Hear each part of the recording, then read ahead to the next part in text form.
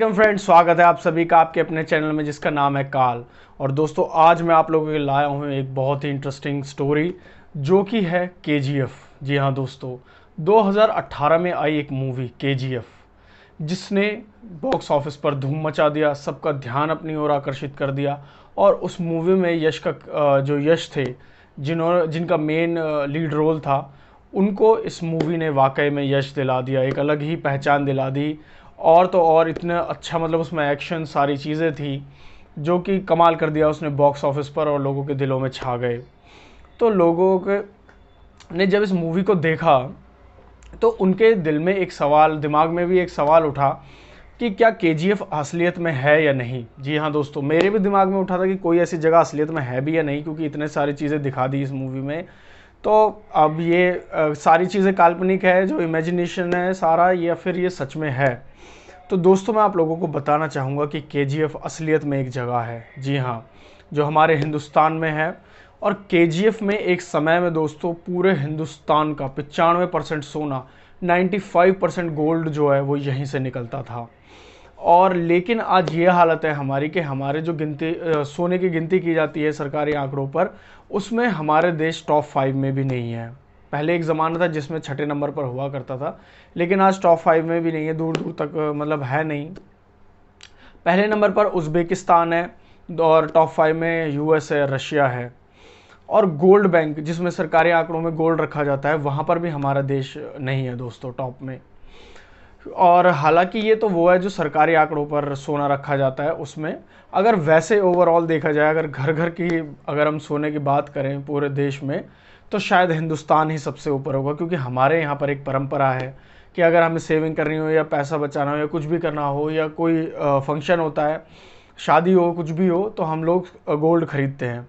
तो अगर घर घर में देखा जाए तो हमारे पूरे हिंदुस्तान के, चाहे गरीब हो अमीर हो, चाहे थोड़ा हो चाहे ज़्यादा हो, लेकिन अगर सोना अगर हर घर से निकाला जाए तो शायद भारत देश है जिसको कोई भी पछाड़ नहीं सकता है, जो टॉप पर आएगा अगर देखा जाए तो आज मैं जिसकी आपको कहानी सुना रहा हूँ उसी केजीएफ की, जिसका पूरा नाम है कोलार गोल्ड फील्ड, जो कि कर्नाटक में है दोस्तों। कर्नाटक की कैपिटल बेंगलुरु से 90 से 100 किलोमीटर दूरी पर स्थित है ये कोलार, जहाँ ये कोलार केजीएफ है, कोलार गोल्ड फील्ड इसका पूरा नाम।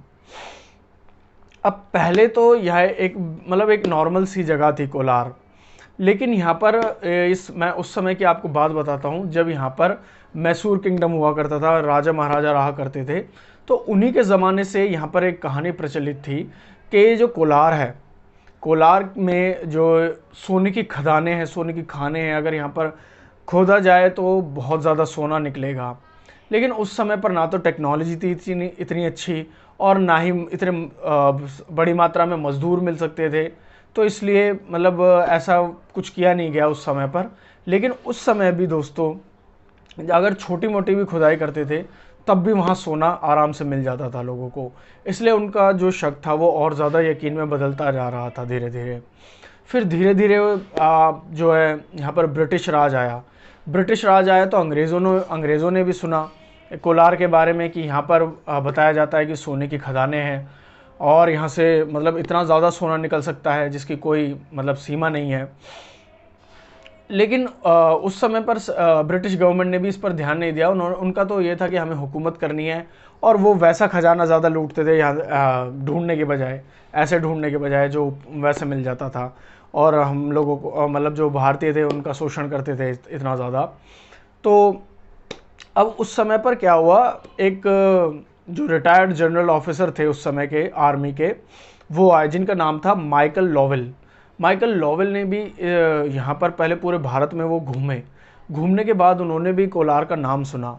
कोलार का नाम सुनने के बाद उन्होंने सारे जो है उसको पढ़ा, उसके बारे में उसके डॉक्यूमेंट्स देखे, सारी चीज़ें देखी, पुरानी जो कहानियाँ थी वो सुनी, और उन्होंने मन बना लिया, उन्हें यकीन हो गया कि यहाँ पर हम खुदाई करेंगे तो हमें यहाँ से सोना मिलेगा। 1875 में उन्होंने ब्रिटिश गवर्नमेंट को 1875 में एक लेटर लिखा ब्रिटिश गवर्नमेंट को कि हमें यहाँ पर कोलार में जो है खुदाई करनी चाहिए। अब खुदाई के लिए हालांकि वो एक रेप्यूटेड वो थे, ऑफिसर थे, तो ब्रिटिश गवर्नमेंट भी उनको मना नहीं कर सकती थी। तो उनकी बात को सीरियस लिया और उन्होंने हाँ कर दिया कि ठीक है आप खुदाई कीजिए। अब खुदाई के ऑर्डर तो मिल गए, लेकिन ना तो उनके पास संसाधन थे सारे और ना ही इतना पैसा था कि वहाँ खुदाई कर सके। तो उन्होंने पहले इन्वेस्टर्स को ढूंढना शुरू किया, उन्होंने कई कंपनीज से बात की, लेकिन वहीं पर उनकी एक कंपनी थी जिसका नाम था John Taylor and Sons. John Taylor and Sons जो कंपनी थी वो माइनिंग के काम में माहिर थी। तो उनसे उन्होंने बात करी, उनके साथ उस काम को शुरू किया, माइनिंग के काम को शुरू करा। और 1880 में उन्होंने ये कंपनी ने इसको कोलार को ओवरटेक कर लिया और वहाँ पर अपना काम शुरू कर दिया। मज़दूर नहीं मिल रहे थे वहाँ पर, तो उन्होंने मज़दूरों को ढूंढा बड़ी मात्रा में और वहाँ पर काम पर लगाया गया उनको, और बहुत ज़्यादा काम करवाया जाता था मज़दूरों से। मतलब कि हम 12-13 घंटे में थक जाते हैं, उनसे पता नहीं कितने कितने घंटे तक उनका शोषण किया जाता था और उनसे काम कराया जाता था बहुत ज़्यादा। और ऐसे, लेकिन वो भी ये था कि उन्हें भी करना था, क्योंकि ना तो कोई काम का साधन था वहाँ पर, दूसरा ऊपर से पैसे मिलते थे, और कुछ जुल्म अंग्रेज़ों जो ढहाते थे उसकी वजह से भी उन्हें ज़बरदस्ती काम करना पड़ता था। लेकिन कुछ समय बाद जितना वो लगा रहे थे उतना उन्हें मिल नहीं रहा था कंपनी को। तो उन्होंने क्या किया, वो उन्होंने ये एक बात उन्हें पता चली कि यहाँ पर हाथ से खुदाई करने से का कोई फ़ायदा नहीं है, या फावड़ों से खुदाई करने का कोई फ़ायदा नहीं है। ऐसे तो करते करते पता नहीं कितना टाइम लगेगा, कितना पैसा खर्च होगा और उतना आउटपुट भी नहीं मिलेगा। तब जाकर जो ये कंपनी थी जॉन टेलर एंड सन्स, इन्होंने मशीनें खरीदी, इन्होंने आधुनिक मशीनें मंगवाईं और उन मशीनों को 1890 में यहाँ लाया गया इंडिया में। और वो इतनी आधुनिक और इतनी अच्छी मशीनें थी, एडवांस थी, कि अगले 100 साल तक, 1890 में लाया गया था, अगले 100 साल तक उन्हीं मशीनों से वहाँ पर खुदाई चलती रही।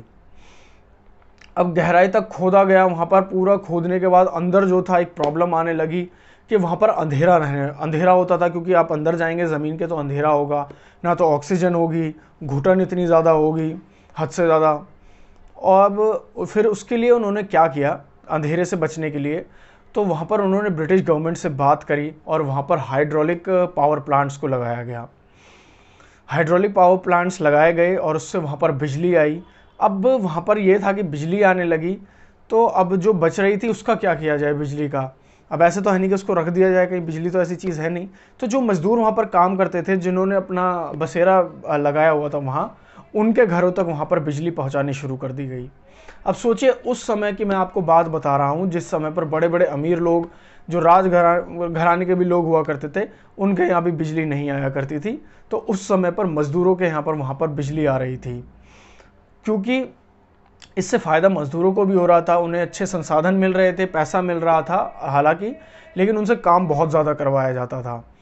लेकिन मजबूरी थी, और क्योंकि कोई कमाई का, मैंने आपको बताया, साधन नहीं था वहाँ पर, तो इस वजह से वो लोग काम किया करते थे। अब गहरा वहाँ पर जितना ज़्यादा, अब ये था कि जैसे वहाँ पर मिट्टी से निकाला जाता था सोना, तो उनके सामने एक और प्रॉब्लम ये आने लगी कि मिट्टी से सोना निकालने के लिए जो छानने के लिए कुछ नहीं मिल था उनके पास, पानी चाहिए होता था, पानी नहीं था, पानी वहाँ से समुद्र बहुत दूर था। तो वहाँ पर उन्होंने ब्रिटिश गवर्नमेंट से बात करी और वहाँ पर एक आर्टिफिशियल झील बनाई गई। जी हाँ, जो बाद में पर्यटक स्थल भी बन गया, घूमने फिरने के लिए लोगों के लिए बन गया, एक विजिटर प्लेस। इस तरह से वहाँ पर एक आर्टिफिशियल वो बनाया गया, फिर वहाँ से पानी से छानकर सोने को बाहर निकाला जाता था आसानी से। अब सोना निकलना शुरू हुआ, खुदाई शुरू हुई, सारी चीज़ें बढ़िया तरीके से होने लगी, मज़दूरों को भी पैसा मिलने लगा, और इसी के साथ साथ वहाँ पर आबादी बस गई। जब देखा कि मज़दूरों ने देखा कि अच्छे खासे वहाँ से पैसे मिल रहे हैं, काम मिल रहा है, तो वहाँ पर मज़दूरों ने अपनी आबादी बसा ली बहुत ज़्यादा। क्योंकि पहले कोलार जो था, मैंने आपको बताया, एक नॉर्मल सी जगह थी, मतलब वहाँ पर ना तो कोई रहा करता था, कुछ भी नहीं था।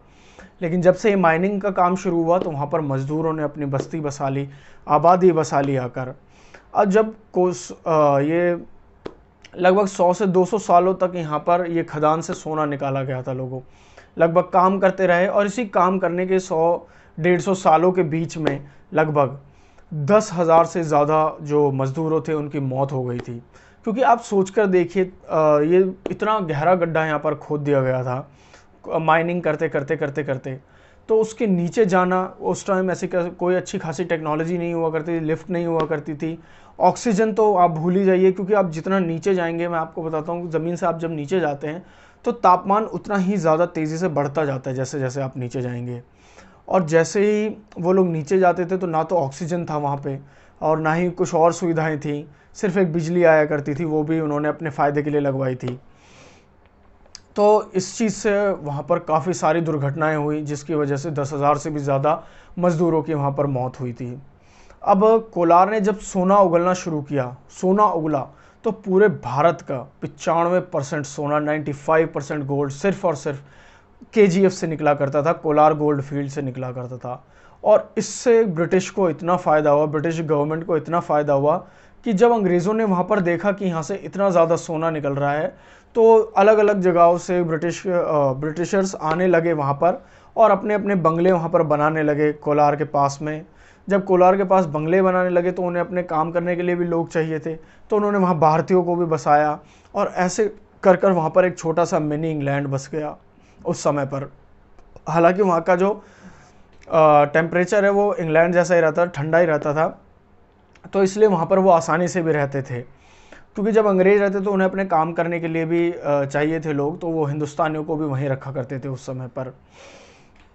और जब सोना निकालते निकालते उन्होंने इसको इतना गहरा खोद दिया कि ये दुनिया की दूसरी सबसे ज़्यादा गहरा गड्ढा बन गया, खोदा हुआ दूसरी माइन बन गई, खोदी हुई दुनिया की सबसे गहरी जगह।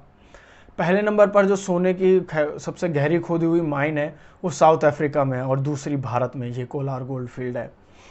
और ये धरती से नीचे 3 किलोमीटर तक खोदी गई थी दोस्तों। जी हाँ, आप अंदाज़ा भी नहीं लगा सकते हैं कि 3 किलोमीटर गहरा कितना होगा धरती से नीचे, और वहाँ पर तापमान कितना होगा, घुटन कितनी ज़्यादा होगी, हम सोच भी नहीं सकते हैं दोस्तों इस चीज़ के बारे में। लेकिन उसके बावजूद भी बेचारे मज़दूरों को वहाँ पर ज़बरन काम कराया जाता था, ज़बरदस्ती काम कराया जाता था, और उनके पास भी कोई दूसरा जो था ऑप्शन नहीं था। तो 70 से 80 साल तक केजीएफ ने यहाँ पर इतना ज़्यादा सोना निकला, यहाँ से सोना निकला, और उन्होंने जो ब्रिटिश गवर्नमेंट थी उन्होंने खूब भर भर कर यहाँ से सोना जो है इसका लुत्फ़ उठाया, इसको लेकर गए, यहाँ से निकाल कर लेकर चले गए। अब उसके बाद जो है भारत आज़ाद हो गया। अब आज़ाद होने के बाद भी जो भारत सरकार ने उसी सेम कंपनी जो थी जॉन टेलर एंड सन्स, उसी के साथ अगले 9 साल तक वहाँ से सोना निकाला। लेकिन उसके कुछ समय बाद क्या हुआ कि वहाँ से जो है अंग्रेज़ ज़्यादातर सोना वहाँ से निकाल चुके थे, तो अब उतना सोना नहीं निकलता था जितना पहले निकल रहा था। तो उसके बाद यहाँ पे क्या हुआ कि 1972 में जो स्टेट गवर्नमेंट ने इसको अपने 1956 में स्टेट गवर्नमेंट ने अपने अंडर कर लिया इसको, कर्नाटक सरकार ने केजीएफ को अपने अंडर कर लिया और वहाँ से सोना निकालने लगी। लेकिन जैसा मैंने आपको बताया कि वहाँ से सोना इतना अब नहीं निकल रहा था जितना पहले निकला करता था। मतलब कि अंधाधुंध जिसे कहते हैं, वो उतना सोना यहाँ से निकाला गया, दिन रात अथाह लोगों से काम कराया गया, और जितना सोना निकलता वो सारा ब्रिटिश गवर्नमेंट अपने पास रख लेती थी, ले जाती थी दोस्तों।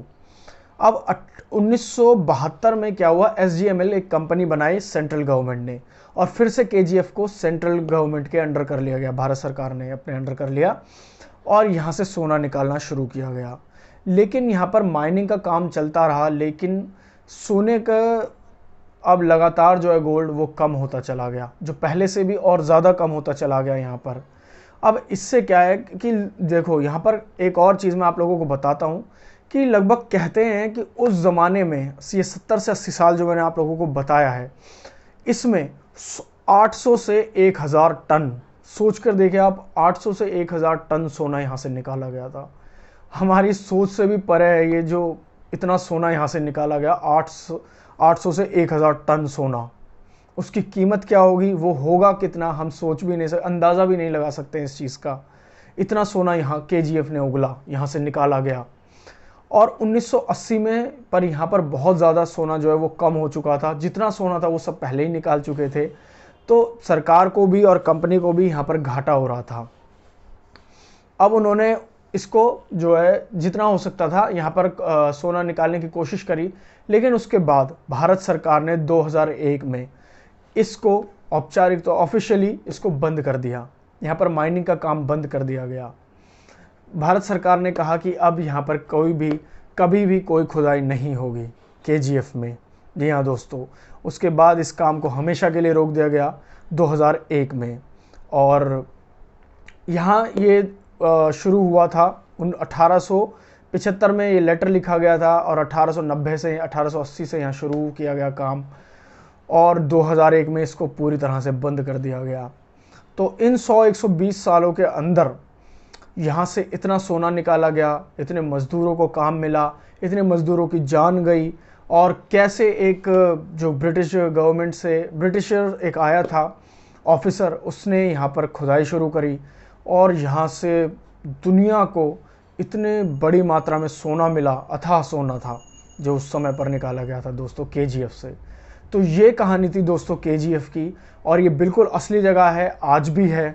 आप जाकर मतलब पता नहीं देख सकते हैं नहीं, लेकिन अभी भी है कर्नाटक में ये जगह केजीएफ। तो ये कहानी थी दोस्तों उसकी। तो आज के लिए बस इतना ही। अगर वीडियो अच्छी लगी तो उसको लाइक कीजिएगा, चैनल को सब्सक्राइब कीजिएगा और वीडियो को ज़्यादा से ज़्यादा लोगों के साथ शेयर कीजिएगा दोस्तों। जय हिंद।